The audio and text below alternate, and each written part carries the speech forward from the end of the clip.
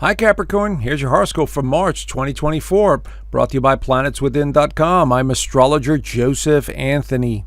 All right, you'll have a lot to think about this month. This is because a lot of planets are lining up right here in this third house of communication, including your ruler, Saturn. So as you can see here, we have 4 planets in Pisces.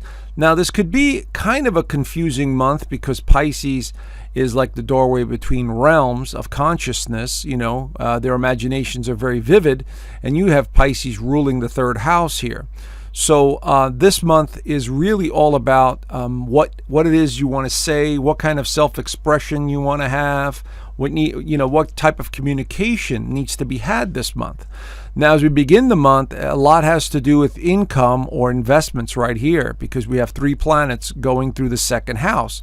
So this could be a good month for financial matters and investments of all kinds.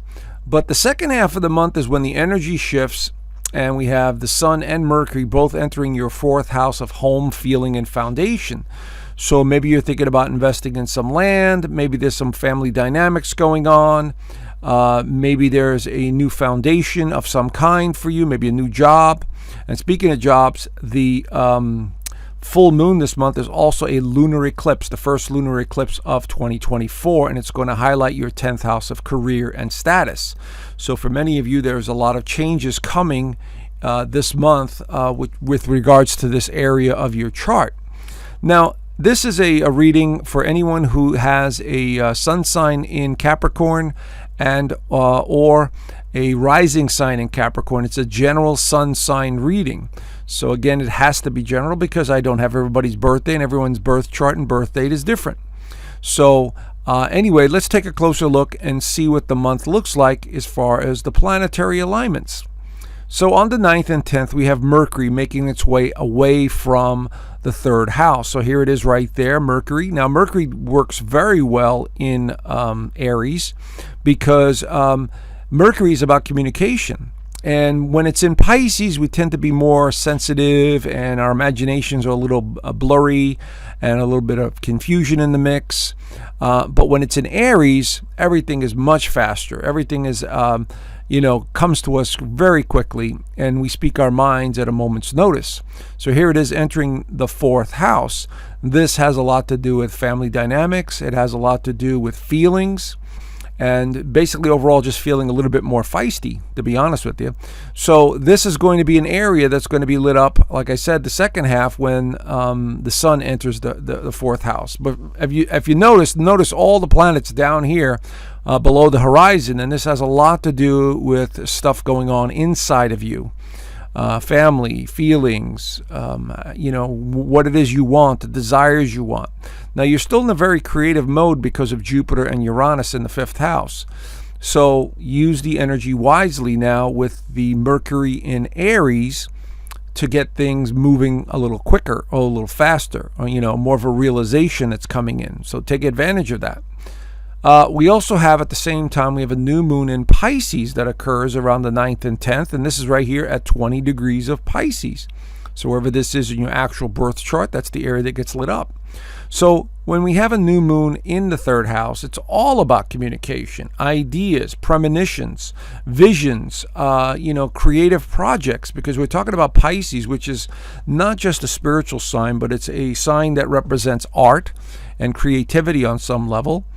And the intuition usually skyrockets around this time frame as well, a new moon in Pisces. And so pay attention to your dreams. You may be daydreaming and you may be getting information that is beyond this physical world. And so this is a time over the next 2 weeks from now to start expressing yourself in some way, whether it's written form or in video form or blogging or writing or whatever it is that you do. The need for self-expression will absolutely increase beginning around this time. So we have the Mercury in Aries, and then we have the new moon. So this is a very important time. Now, it does make a favorable alignment to Uranus. So over the next 2 weeks, there will be some surprises in the mix. And since it's in the 5th house, a loved one may surprise you. A child may surprise you. A project may surprise you. And it's not necessarily a bad thing because it's a favorable alignment to Uranus. And Jupiter is also closely aligned, even though it's not the orb is not as tight.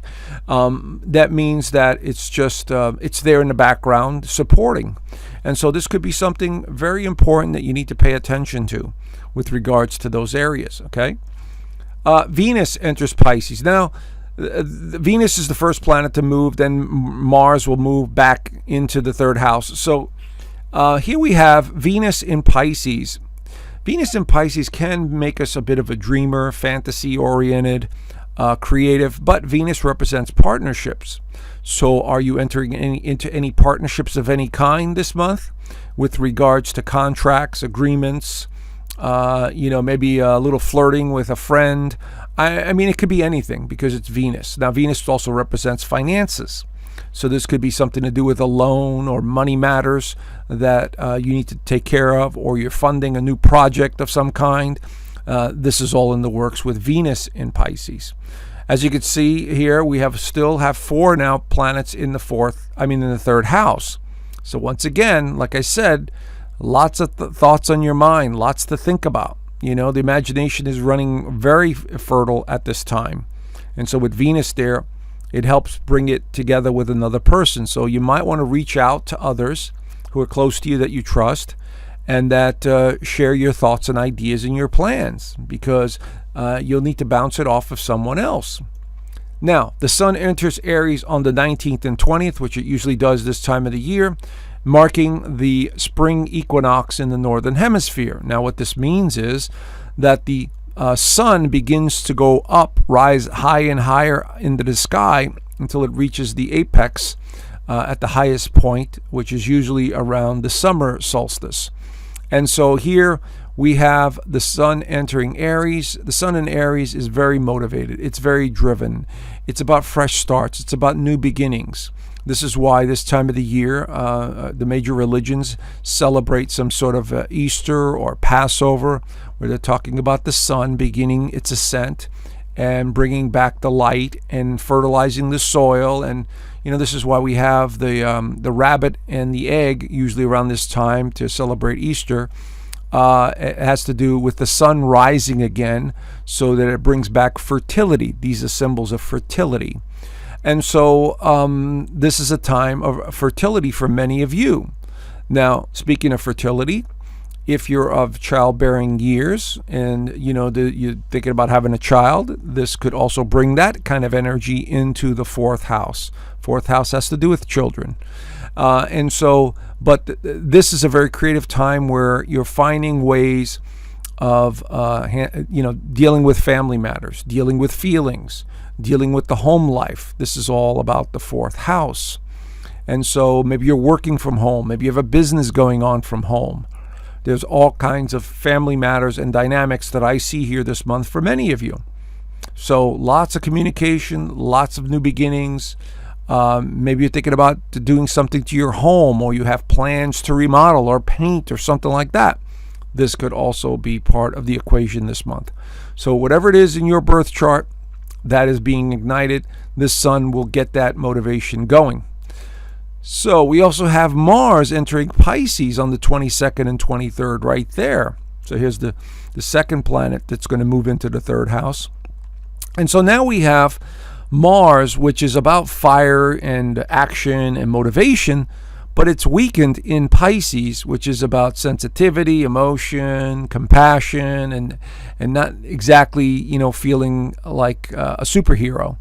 And so Mars entering Pisces is a time where we reflect on spiritual matters, where we feel more compassionate towards others. On the downside to Mars in Pisces is we may sometimes have pity parties, because Pisces is been known to be sort of the martyr, feeling sorry for itself and not good enough, and it's just the way it is, because it's devoid of any ego. And so here we find ourselves, focusing more on the emotional side of life as well. And so nothing wrong with that. These are how the cycles work. We get to experience everything because everything interacts and intertwines in our birth charts. So Mars in Pisces here is going to give you motivation to once again express yourself in some way to someone you care about, or maybe you're going out of your way to help somebody in need. It's very charitable. Pisces is very charitable. So you might find yourself really, just feeling more compassion towards someone else, and then having to interact more. That's all it means. Okay, but your mind once again continues to be very fertile because you still have 4 planets in the 3rd house. So lots of communication. Now the last transit this month is the full moon lunar eclipse in Libra, right here in the 10th house of career. So since it's in Libra, absolutely is about relationships of some type. Business, personal, whatever it is for you. It's going to be at 5 degrees, so it'll be opposing the sun, So this has a lot to do with several areas. One could be the house status, where you're living. Maybe you're thinking about moving, or your company is moving and maybe they have a new location. Since we're talking about Libra, it could have something to do with a current marriage or relationship that's not working anymore.